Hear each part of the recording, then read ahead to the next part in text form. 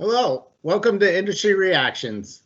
Industry Reactions is a weekly briefing on industry events, changes, and future trends that impact your business. We're your hosts, Rick Honer and Mark Friedel from Chempoint. You can find Industry Reactions on YouTube, LinkedIn, and as a podcast. For those watching on YouTube, make sure you hit that subscribe button, ring that notification bell, and smash that like button. We plan on discussing issues that impact the global industry and help you uncover new opportunities. We hope this will provide market intelligence that will keep you ahead of the changing conditions. First, we will start with a broad economic outlook. The coronavirus has affected every part of life, but the world is adapting. Employment levels have partially rebounded after having plummeted to historic lows. That said, this crisis is far from over. The IMF's World Economic Outlook, global growth is projected to be negative 4.4%, which is better than reported in June. This upgrade is because somewhat less desirable outcomes in the second quarter, as well as signs of a stronger recovery in the third quarter, offset partially by downgrades in some emerging and developing economies. In 2021, growth is projected to rebound to 5.2%. Output in both advanced economies and emerging and developing economies are projected to stay below 2019 levels well into 2021. After the rebound in growth in 2021, global growth is expected to gradually slow to about 3.5% in the medium term. Now, there remains tremendous uncertainty around the outlook since the virus is resurging, with localized lockdowns being reinstituted in Europe and elsewhere. If this worsens and prospects for treatments and vaccines deteriorate, the toll on economic activity would be severe and amplified by severe financial market turmoil. On the upside, faster and better news on treatments and vaccines or further policy stimulus can significantly improve the outlook. Well, hopefully that stimulus check comes sooner than later. Rick, I don't know if you got big plans for that money. It's already spent, Mark. Already spent. All right. U.S. industrial production fell by 0.6% in September from August, marking a decline after 4 consecutive months of gains. That's from data put out by the U.S. Federal Reserve on Friday. Although production has recovered more than half of its February to April decline, the September reading was still 7% below February, the month before the coronavirus pandemic hit. The chemical ingredient sector was up 0.7% for September. This data is backed up by North America rail traffic, which showed strength during the week of October the 10th. However, year-to-date volume was down 4.3% from 2019 and 5.6% from 2018. OPEC says that U.S. energy industry is recovering faster than initially expected from the fall in production from the pandemic. In its monthly report, OPEC said production from outside the cartel is now seen falling by 3.6% from last year's levels. The U.S. rig count this week saw its largest increase of 13 rigs since the oil collapse in March, as drilling activity returns to the oil patch. Finally, a bit of strength in the oil and gas market. Yeah, it's been a rough year. This past week, the Wall Street Journal did a series on analyzing the plastics market. Petrochemical makers are pausing multi-billion-dollar U.S. expansions as the coronavirus pandemic subdues what has been rapid growth in demand for plastics.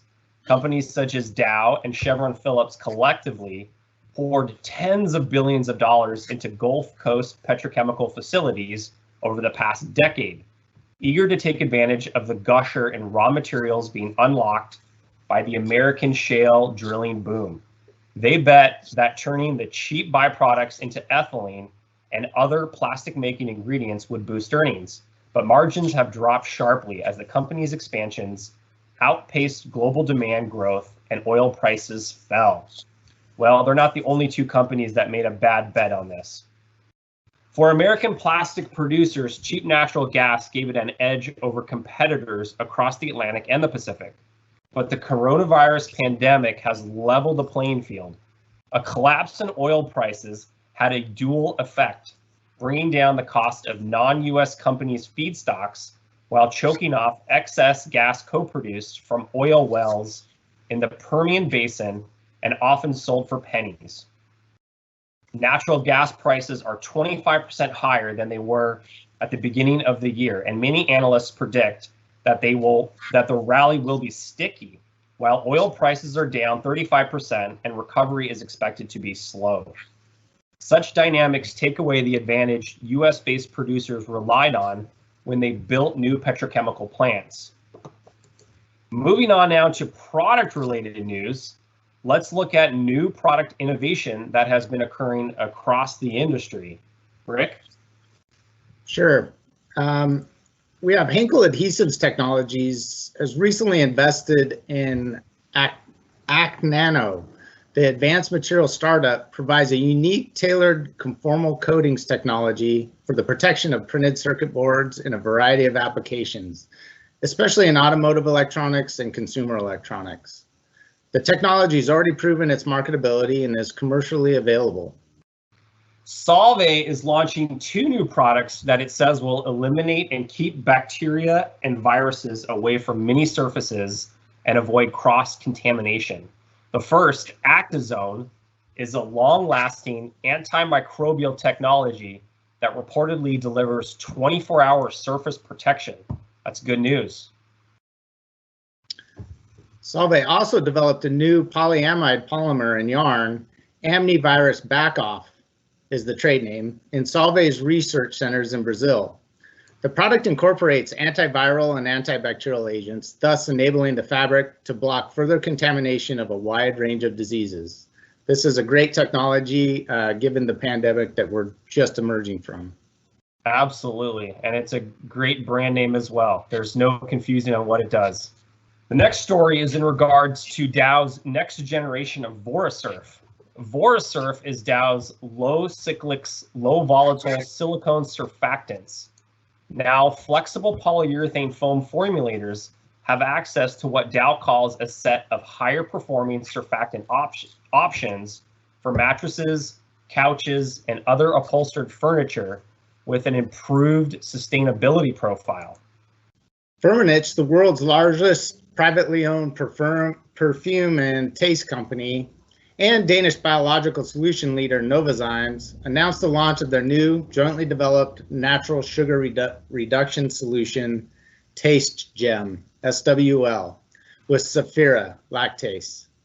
The cutting edge technology brings unprecedented natural taste performance in dairy products, enabling up to 50% sugar reduction in yogurt and other dairy products without the use of sweeteners. That's a pretty big reduction. That is a big reduction. And that brand name is a mouthful. Taste Gem SWL with Saphira lactase. But I'm sure it's delicious. Next up is Blue California. They have recently joined forces with biotech innovator Conogen on the commercialization of Roosevelt, a next-generation natural preservative solution with 98% high-purity rosmarinic acid made by bioconversion without the color or flavor associated with rosemary.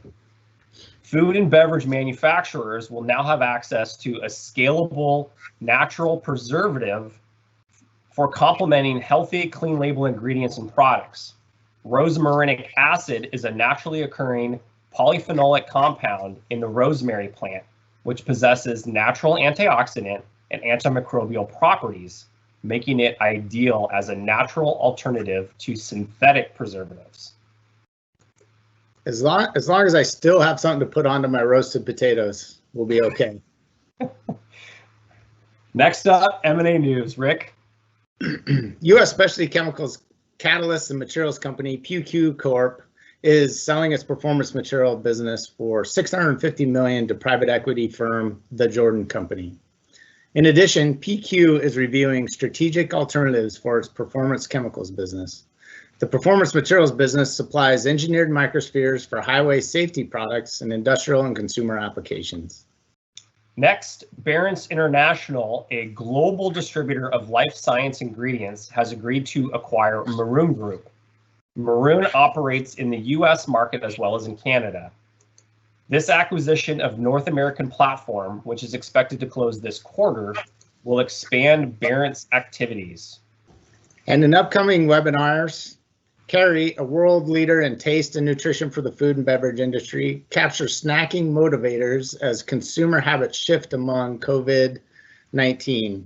Kerry's webinar series, Capturing Key Motivators That Deliver Winning Snacks, focusing on consumer motivations across snacking applications. The company is exploring key consumer trends driving the snacking industry today, highlighting how habits have shifted in the light of the ongoing COVID pandemic. Each webinar is led by Kerry's R&D, nutrition, and marketing experts as they discuss consumer motivators, formulation challenges, and key opportunities in the $115 billion snack market, of which my family is probably 25%. At least, I'm sure. Next week, we at Chempoint will also be hosting a webinar which will cover all aspects of data and the impact and best practices of data in our industry. The event will be Wednesday, October 28th at 10 a.m. Eastern Daylight Time, 4 p.m. Central European Time.